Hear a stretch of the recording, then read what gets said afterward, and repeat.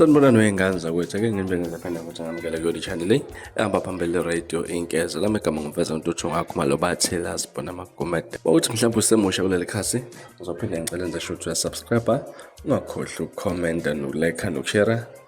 Okuyikhona okukhulu kunakho konke. Wey'ngane zakwethu aloku abagubuzela njalo amabhadi eqembu ojezi elikhulu kwiqembu elihola abafana bakaMgqumeni abazibiza ngofisha abakhulu-ke emuva ukuthi-ke bashintshe kube nabafana bakaMgqumeni. Kusokhumbuleka ukuthi kulo nyaka impela kuhambe kahle kojezi elikhulu Sikhevane ekajalo ofisha abakhulu basinde-ke namhlanje engozini yemoto ekuphi ukuthi-ke ojezi elikhulu basanda ukubanja inkunzi baphuce yonke into ayiphethe kunzima laphana-ke namhlanje base babhala ekhasini lafisha ofisha abakhulu ukuthi lakwala baphansi lolu kaze ebakhala ngani yazi yanzima impilo kithi inkosi yami-ke laphana base beziveze izimoto la zinqoquzane khona emgwaqeni ongugraveli. Iwey'ngane zakwethu angazi mhlawumbe isho ukuthini le nto kojezi elikhulu, kodwa-ke sihlala ne-comment section-ke ngizwe lwakho uvume na ngalolu daba ukuthi wena ulibona kanjani. Mhlawumbe kukhona abakubikayo njengoba lokwenzeka izinto ezibuhlungu kanjena,